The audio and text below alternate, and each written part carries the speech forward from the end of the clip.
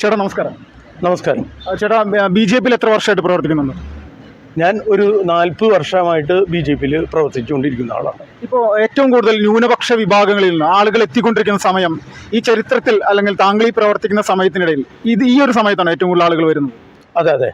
ഇപ്പോൾ കാരണം ഈ മോദി വന്നതിന് ശേഷം പല വിധത്തിലുള്ള ഉപകാരങ്ങൾ എന്നുവെച്ചാൽ ജാതി മത ഒന്നും നോക്കാതെ എന്നുവെച്ചാൽ പലതും ചെയ്തുകൊണ്ടിരിക്കുന്ന ഈ അവസരത്തിൽ കണ്ടമാനം ന്യൂനപക്ഷങ്ങൾ, അത് ക്രിസ്ത്യൻ കമ്മ്യൂണിറ്റി, മുസ്ലിം കമ്മ്യൂണിറ്റി ഇപ്പോൾ വന്നുകൊണ്ടിരിക്കുകയാണ്. പ്രത്യേകിച്ച് ഗുരുവായൂർ നല്ല ഒരു കൂട്ടമാണ് ഇപ്പോൾ വന്നുകൊണ്ടിരിക്കുന്നത്.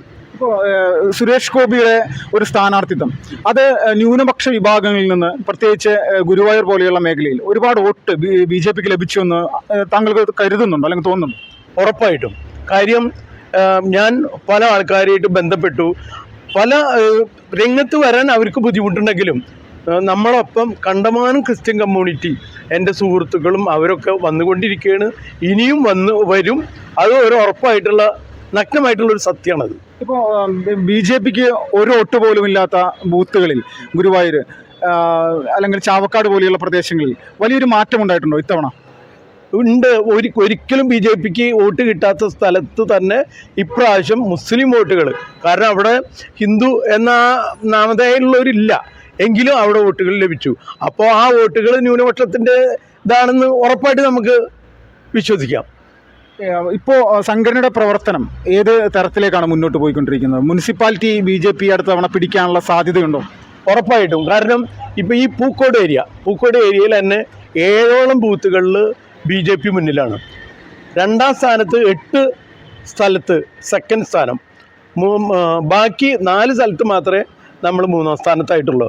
അപ്പോൾ ഉറപ്പായിട്ടും കഴിഞ്ഞ ആ പ്രവർത്തനങ്ങളെ അനുബന്ധിച്ച് നമ്മൾ നന്നായിട്ട് പ്രവർത്തിക്കുകയാണെങ്കിൽ ഇപ്രാവശ്യം BJP ആയിരിക്കും അടുത്ത പ്രാവശ്യം ഭരിക്കുക മുനിസിപ്പാലിറ്റി. ഒരു സംശയമില്ല. ഇതിൻ്റെ പ്രധാന കാരണം അല്ലെങ്കിൽ ജനങ്ങളിലുണ്ടായിരിക്കുന്ന ഒരു മാറ്റം അത് മോദി കൊണ്ടുവരുന്ന വികസനമാണോ? ഉറപ്പായിട്ടും. നമ്മൾ ഇപ്പോൾ ഒരു ദേശീയപാതമുണ്ട് നമ്മുടെ ചാവക്കാട് ഏരിയ, അല്ലെങ്കിൽ കാസർഗോഡ് മുതൽ തിരുവനന്തപുരം വരെ. ഒരു കമ്മ്യൂണിസ്റ്റ് മന്ത്രിസഭയോ അല്ലെങ്കിൽ ഒരു കോൺഗ്രസോ വരികയാണ്, ജീവിതത്തിൽ നടക്കില്ല. അത് മോദി സർക്കാരായതുകൊണ്ടാണ് ആ ഒരു 6 വരി പാത വരുന്നത്. അതുപോലെ തന്നെ ഗുരുവായൂരിനെ സംബന്ധിച്ച് നടപ്പാതകളും അതുപോലെ 317 കോടി അതിലധികം ഉണ്ടെന്നാണ് എൻ്റെ സംശയം. നമുക്ക് വേണ്ടിയിട്ട് ഈ മുനിസിപ്പാലിറ്റിക്ക് വേണ്ടിയിട്ട് മോദി സർക്കാർ തന്നുകൊണ്ടിരിക്കുക. അത് ഇവിടെ മാത്രമല്ല, കേരളത്തിലെ എല്ലാ നിലയ്ക്കും എല്ലാവിധ വികസനങ്ങൾക്കും മുൻപന്തിയിലാണ് ഇന്ന് BJP ഗവൺമെൻറ്. അതിനെ അട്രാക്റ്റ് ചെയ്തുകൊണ്ടാണ് ഇന്ന് പല കമ്മ്യൂണിറ്റിയിൽ നിന്നും നമ്മളെ പാർട്ടിയിലേക്ക് ആൾക്കാർ വന്നുകൊണ്ടിരിക്കുന്നത്. ക്രിസ്ത്യൻ കമ്മ്യൂണിറ്റി ആയാലും മുസ്ലിം കമ്മ്യൂണിറ്റി ആയാലും അതുപോലെ അടിസ്ഥാന വർഗം അവരടക്കം മുന്നേറിക്കൊണ്ടിരിക്കുകയാണ് ഇന്ന് BJP-യിലേക്ക്. ഇപ്പോൾ BJP ഒരു ഹിന്ദു പാർട്ടിയാണെന്നുള്ളൊരു ലേബലായിരുന്നല്ലോ ഇത്രയും കാലം. അതിനെ ഒരു ചേഞ്ച് വരുത്താനായിട്ട് എങ്ങനെയാണ് കേരളത്തിൽ സാധിച്ചിരിക്കുന്നത്? അത് ജനങ്ങൾ മനസ്സിലാക്കി. കാരണം ഇന്നത്തെ ഭരണം ആലോചിച്ച് നമുക്കറിയാം. കാരണം അവർ ന്യൂനപക്ഷത്തിന് വേണ്ടിയിട്ടല്ല, അവർ അവസരവാദത്തിന് വേണ്ടിയിട്ടാണ് ഇന്ന് പാർട്ടി പരിപാടികൾ നടക്കുന്നത്. അല്ലാണ്ട് വിഘടനവാദം ഉണ്ടാകുന്നത് ഇന്നത്തെ BJP അല്ല, മൊത്തം ഇവിടുത്തെ കോൺഗ്രസും കമ്മ്യൂണിസ്റ്റ് പാർട്ടിയാണ്. അതുകൊണ്ട് തന്നെയാണ് ജനങ്ങൾക്ക് മനസ്സിലായി ഈ സത്യാവസ്ഥ എന്താണെന്നുള്ളത്. അതുകൊണ്ടാണ് BJP-യിലേക്ക് ആൾക്കാർ വന്നുകൊണ്ടിരിക്കുന്നത്. ഈ ചാവക്കാട് പോലെയുള്ള പ്രദേശങ്ങളിൽ ന്യൂനപക്ഷങ്ങൾക്ക് ഒരുപാട് വോട്ടുള്ളൊരു സ്ഥലമാണ്. അവിടെ സുരേഷ് ഗോപി ചരിത്രപരമായിട്ടുള്ള ഒരു വോട്ട് പിടുത്തം തന്നെ നടത്തിയെന്നുള്ളതിൽ തർക്കമില്ലല്ലേ? ഒരു തർക്കമില്ല. കാരണം അവിടെ ഞങ്ങൾ അവിടെ ഗുരുവായൂർ ഓഫീസ് ഇട്ടതിന് ശേഷം തന്നെ പല മുസ്ലിം സുഹൃത്തുക്കൾ അവിടെ വന്നിട്ട് പാർട്ടി മെമ്പർഷിപ്പ് എടുക്കുകയും അല്ലെങ്കിൽ പാർട്ടിയിൽ വർക്ക് ചെയ്യാൻ വേണ്ടിയിട്ട് പല ടീമുകളായിട്ട് വന്നിട്ടുണ്ട്. അതിൽ നിന്ന് തന്നെ നമുക്ക് മനസ്സിലാക്കാം, പണ്ട് അവർക്ക് പേടിയായിരുന്നു മറ്റുള്ളവരെ കാണുന്നതിന്. ഇപ്പോൾ അതല്ല, അത് മാറി. ഇപ്പോൾ ക്രിസ്ത്യൻ കമ്മ്യൂണിറ്റി ആയാലും മുസ്ലിം കമ്മ്യൂണിറ്റി ആയാലും വ്യക്തമായിട്ടുള്ള ധാരണയോടെ BJP-യിലേക്ക് വന്നുകൊണ്ടിരിക്കുകയാണ്. ഇപ്പോൾ താങ്കളുടെ ഒരു സംഘടനാ പ്രവർത്തന സമയത്ത് ഏറ്റവും വലിയൊരു സുവർണ കാലഘട്ടമായിട്ട് ഇതിനെ കാണാൻ സാധിക്കുമോ? തീർച്ചയായും. കാര്യം എന്ന് വെച്ചാൽ പഴയ കാലത്ത് ഞങ്ങളൊക്കെ വർക്ക് ചെയ്യണ കാലത്ത് എൻ്റെ ബൂത്തിൽ ഒരു BJP-കാരനെ കിട്ടിയായിരുന്നില്ല. അതൊക്കെ ഒന്ന് മാറി എന്ന് വെച്ചാൽ ഇവിടെ ഭൂരിപക്ഷം എൻ്റെ ബൂത്തിലടക്കം ഇന്ന് 1ാം സ്ഥാനത്താണ്. അപ്പോൾ അത് വലിയൊരു മാറ്റമല്ലേ? അതിൽ നിന്ന് തന്നെ നമുക്ക് മനസ്സിലാക്കാമല്ലോ നമ്മൾ വളരെ വളർച്ചയിൽ വളരെ മുന്നിലാണെന്നുള്ളത്.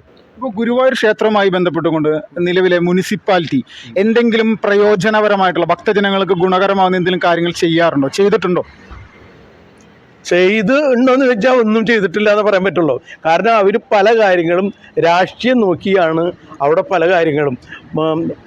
അമ്പലത്തിനെ വികസിപ്പിച്ചെടുക്കാനോ അതിൻ്റെ കാര്യങ്ങൾ ചെയ്യാൻ അവർ ചെയ്യുന്നില്ല. ഒക്കെ സ്വാർത്ഥ താല്പര്യത്തിന് വേണ്ടി അവരെ പാർട്ടിക്കാരെ അതിൽ അവിശ്വാസികളായിട്ടുള്ള ആൾക്കാരെ കുത്തിച്ചീരുക, അങ്ങനത്തെ പരിപാടികളാണ് ഇന്ന് ദേവസ്വം ബോർഡിൽ നടക്കുന്നത്.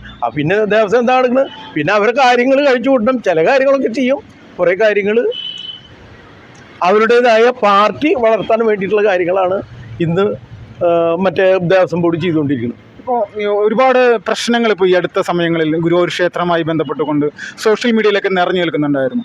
ഒരു മുസ്ലിം പെൺകുട്ടി വന്നിട്ട് അവിടെ കേക്ക് മുറിച്ചൊരു വിഷയമൊക്കെ വ്യാപകമായിട്ട് പ്രചരിച്ചിരുന്നതാണ്. ഈ സംഭവം ഹൈക്കോടതിയിൽ കേസുമായി ബന്ധപ്പെട്ട് പോയ സമയത്ത് ക്ഷേത്രത്തിൽ ഇതുപോലുള്ള ക്ഷേത്ര പരിസരത്ത് ഇതുപോലുള്ള കാര്യങ്ങൾ ചെയ്യാൻ പാടില്ല, അനുവദിക്കരുതെന്നൊരു താക്കീത് ദേവസ്വം ബോർഡിന് നൽകിയിട്ടുണ്ട്.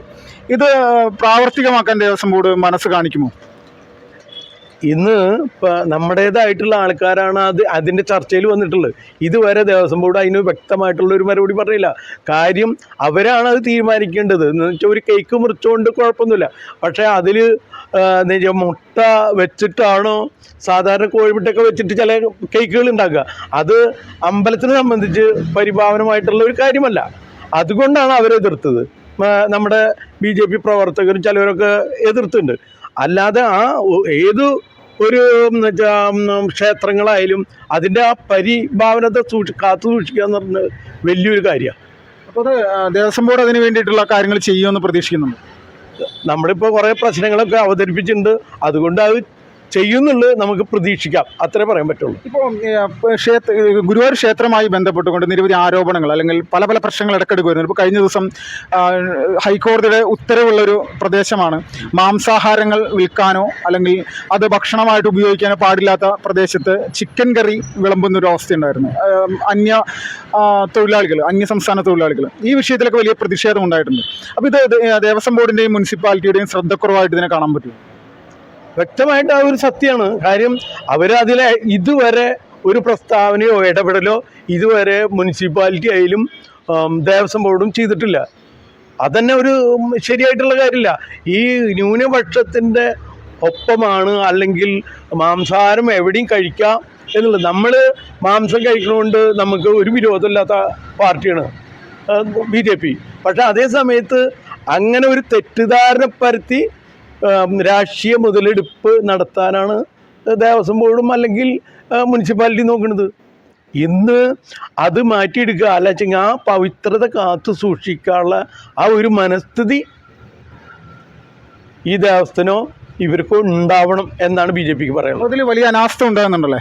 ഉണ്ട്, അനാസ്ഥ ഉണ്ടല്ലോ. അതിൻ്റെ വ്യക്തമായിട്ടുള്ള ധാരണ ഇതുവരെ അവരൊരു പ്രസ്താവന ദേവസ്വം ബോർഡ് ചെയർമാനോ അല്ലെങ്കിൽ മുനിസിപ്പൽ ഉത്തരവാദിത്തമുള്ളവർ ആരെങ്കിലും പറഞ്ഞിട്ടില്ല. അത് പറയണ്ടേ?